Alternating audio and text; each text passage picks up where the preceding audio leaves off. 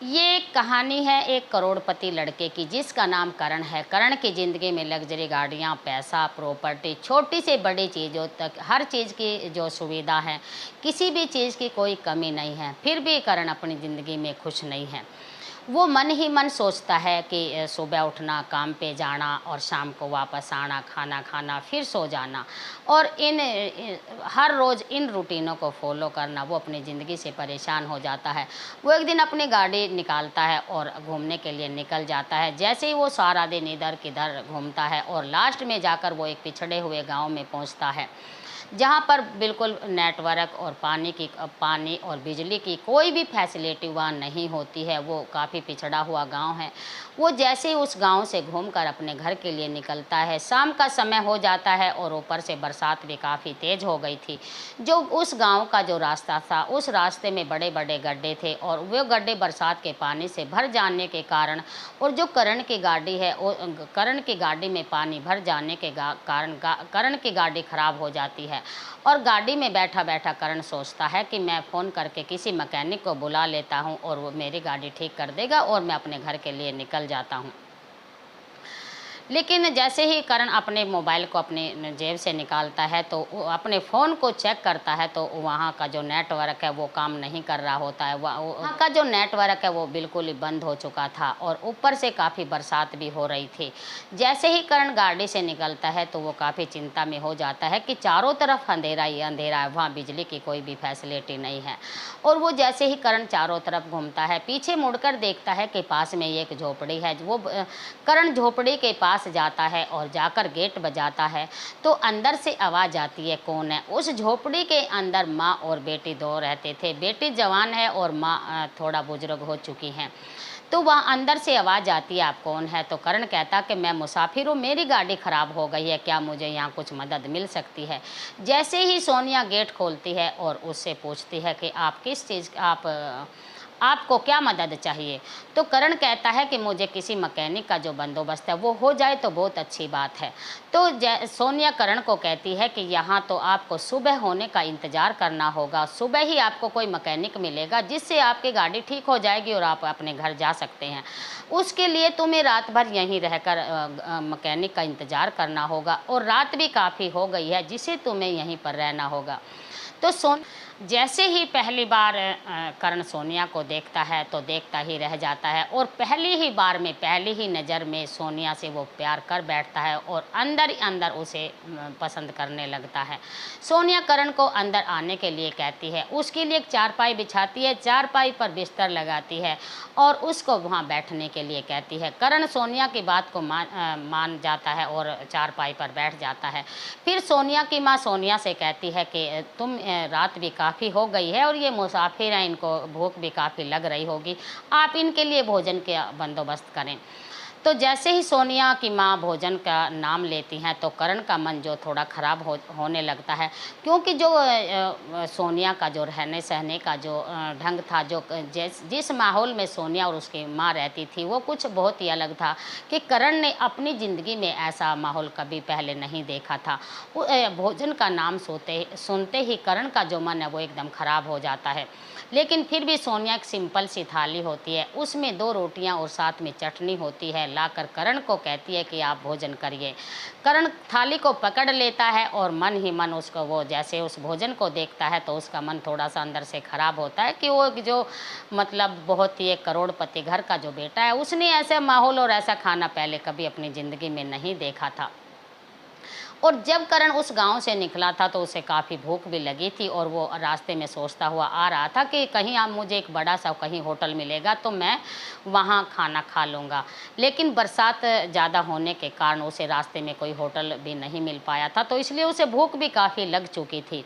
ऐसे ही करण पहला निवाला खाता है और उसके मन को जो सुकून मिलता है, ऐसा जो दृश्य था, ऐसा जो उसके मन को जो शांति मिली थी, ऐसा जो उसके मतलब उसके मन को सुकून मिला था, ऐसा पहले उसकी ज़िंदगी में कभी नहीं हुआ था। तो वो अपना रहने सहने का और खाने पीने का ढंग जो है वो उसमें फ़र्क सोचता है। बैठा बैठा खाना भी खा रहा है और वो अपने जो खाने पीने का जो स्वाद है उसको अपने इस खाने के साथ में उसका अंतर देखता है कि उसमें ज़्यादा सुकून था या इसमें ज़्यादा सुकून है। वो खाना भी खाता है और मन ही मन इस खाने की तारीफ़ भी करता है और भगवान का धन्यवाद भी करता है कि जो आज मुझे इस खाना खाकर जो सुकून आज मुझे मिला है और आज तक मुझे अपनी ज़िंदगी में रहकर ये सुकून नहीं मिला है। वो करण इस खाने को बहुत ही अच्छे तरीके से मन से खुश होकर खाता है और भगवान का बार बार धन्यवाद करता है कि भगवान, जो सुकून मैं सारा दिन से ढूंढ रहा था वो अब मुझे यहाँ इस झोपड़े में आकर मिला। और वो खाना खाकर इत्मीनान से अपना उस चारपाई पर लेट जाता है। रात भी काफ़ी हो गई थी। एक चारपाई पर सोनिया लेटी हुई थी, एक तरफ सोनिया की जो माँ है वो लेटी हुई थी। माँ अपनी नज़रों को घुमाकर उस झोपड़े को देखता है कि ये इनका मतलब मेरा इतना एक बड़ा कमरा है जिसमें इनका पूरा घर बना हुआ है और उनके जो रहने सहने का ढंग है उसको देखता रहता है। और वो जो उस फिर बार बार उस खाने की जो है तारीफ़ करता है और उसको बहुत ही अच्छी नींद आ जाती है। लेकिन फिर उस नींद की भी वो तारीफ़ करता है क्योंकि पहले उसको इतनी बढ़िया नींद भी कभी नहीं आई थी। लेकिन खाना खाने के बाद करण पीछे लेट जाता है और बहुत ही बढ़िया मीठी नींद लेता है और वो सो जाता है।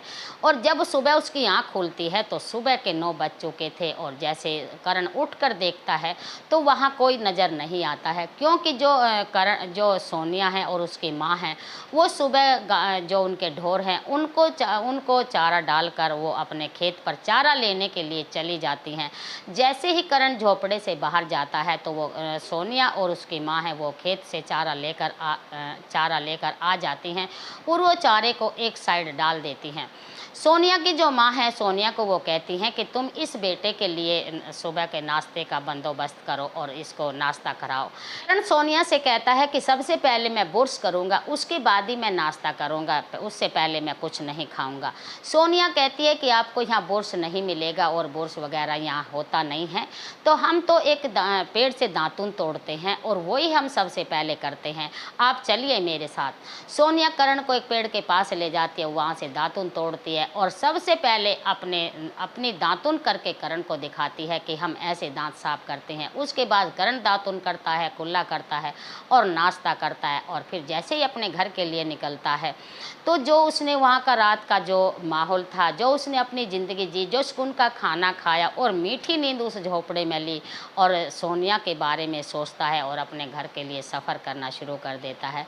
और जैसे ही वो अपने घर पहुँचता है और तो उसके मम्मी पापा हैं वो उसकी वेट कर रहे होते हैं और वो जैसे ही करण को देखते हैं तो एकदम से अपने बेटे को पूछते हैं कि आप रात भर कहाँ थे, आप एक कॉल भी कर सकते थे, हमने पूरी रात पता नहीं कैसे कैसे गुजारी, हमें काफ़ी टेंशन हो गई थी। करण अपने मम्मी पापा को रात की सारी कहानी बताते हैं और कहते हैं कि मैंने एक लड़की पसंद कर ली है, वो बहुत अच्छी लड़की है, मैं उसी से शादी करूँगा वरना शादी नहीं करूँगा। करण के जो पापा कहते हैं कि हम ऐसी लड़की से जो वे बिल्कुल ही वो गरीब लड़की है, उनका जो पैसा होता है अमीर लड़कों को वो फंसाती है और उनकी प्रॉपर्टी वो कब्जा कर लेती है। लेकिन करण सोनिया की काफ़ी तारीफ़ करते हैं कि वो नेचर से वाइज बहुत अच्छी है और वो दूसरों की काफ़ी मदद भी करती है, चाहे उसके पास कुछ हो या ना हो, लेकिन दूसरों की मदद करना उसको बहुत अच्छा लगता है। लेकिन मैं शादी उसी से ही करूँगा। जब करण अपने पापा की बात से एग्री नहीं होता है तो करण के जो पापा कहते हैं यदि तुम सोनिया से शादी करोगे तो मैं अपनी प्रॉपर्टी में से कोई भी हिस्सा तुम्हें नहीं दूंगा और मैं अपनी प्रॉपर्टी से तुम्हें बेदखल कर दूंगा, आप सोनिया के पास जाकर रह सकते हैं। करण अपने पापा की बात से एग्री हो जाता है और सभी कुछ छोड़कर वो सोनिया के पास आ जाता है। सोनिया की माँ से कहता है कि मैं सोनिया से बहुत प्यार करता हूँ और मैं सोनिया से शादी करना चाहता हूँ। सोनिया की माँ करण को समझाती है कि बेटे तुम एक बहुत बड़े अमीर बाप के बेटे हो और हम एक बहुत ही गरीब आदमी हैं, तो हमारा और तुम्हारा मेल नहीं हो सकता, ये समाज तुम्हारे रिश्ते को नहीं अपनाएगा और कोई क्या कहेगा, तो इसलिए मैं ये शादी हम नहीं कर सकते। लेकिन करण अपनी बात पे डटा रहता है और जब करण है तो जो सोनिया की माँ है अपने जो समाज के लोग हैं 15-20 जो लोग हों उन्हें इकट्ठा करती है और उनकी उपस्थिति में ही सोनिया और करण की शादी करवाती है और बहुत ही धूमधाम से दोनों की वो शादी हो जाती है।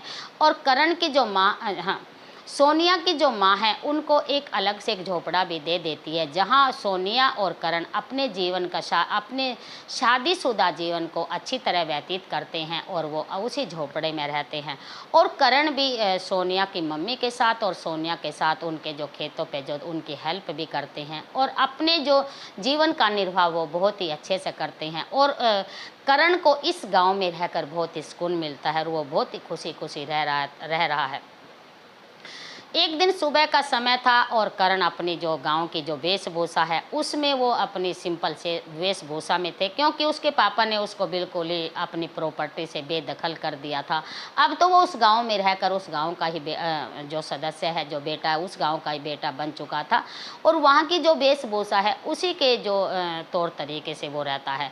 और वो बैलों को जो ढोरों को वो सुबह सुबह को जो चारा है वो डाल रहा था, तो एक बहुत बड़ी गाड़ी आकर, जो लग्जरी गाड़ी है, झोपड़े के सामने आकर रुकती है। तो करण उस गाड़ी को देखते ही समझ जाता है कि इसमें मेरे मम्मी पापा हैं। तो जैसे ही करण के मम्मी पापा गाड़ी से उतरते हैं और आकर अपने बेटे की कोली भर लेते हैं और कहते हैं कि हम गलत थे, आप हमारे साथ चलिए और हमारे साथ चलकर हम अपने घर पर ही रहिए। तब करण कहता है कि सोनिया को भी हमें ले जाना होगा, हम दोनों एक ही साथ चलेंगे। तो करण के जो पापा होते हैं वो भी इस बात से एग्री हो जाते हैं और बड़े ही खुशी खुशी वो करण और सोनिया को अपने घर साथ में ले जाते हैं और बड़ी खुशी खुशी रहते हैं। सोनिया भी करण के मम्मी पापा की रिस्पेक्ट और बहुत मान सम्मान करती है, लेकिन उसका नेचर भी बहुत अच्छा है। लेकिन कहीं ना कहीं जो सोनिया है अपनी माँ को जो मिस करती है, लेकिन वो जाहिर नहीं होने देती है कि सोनिया के सिवा उसकी माँ का कोई और नहीं है। तो उसकी माँ गांव में अकेली रहती थी। लेकिन करण एक दिन जो सोनिया के फेस को पढ़ लेता है और इस बात को वो पकड़ लेता है कि ये कहीं ना कहीं अपनी माँ को ज़रूर मिस करती है, कि मेरी माँ की देख कौन कर रहा है।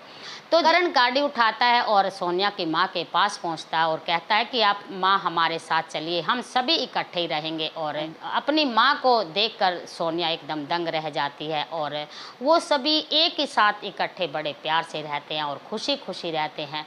और दोस्तों, ये थी आज की कहानी। और आप क्या कहना चाहेंगे सोनिया के बारे में और जो करण के बारे में और करण की फैमिली के बारे में? तो इन कहानी का जो सुनाने का जो हमारा उद्देश्य है, किसी को परेशान करने का नहीं है। ये जो मोटिवेशन की जो कहानियाँ हैं, जो ये हम आपको सुनाते हैं, सिर्फ इसलिए ताकि आप इनमें से अच्छी अच्छी बातें सीखें और औरों को ये वीडियो शेयर करें और औरों को भी ये शिक्षा दें और अच्छी अच्छी बातें इनमें से छांटकर आप अपने जीवन में यूज कर सकते हैं। इनसे कुछ अच्छी अच्छी शिक्षा आप ले सकते हैं।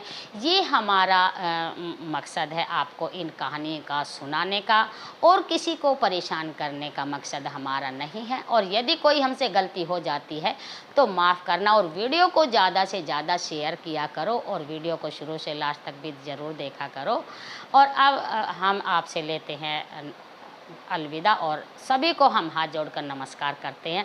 फिर मिलते हैं कल को अगली नए टॉपिक के साथ, नई स्टोरी के साथ, और खुशी खुशी मिलते हैं। भगवान सुबह का समय दे, फिर मिलते हैं खुशी खुशी सुबह को। Bye, best of.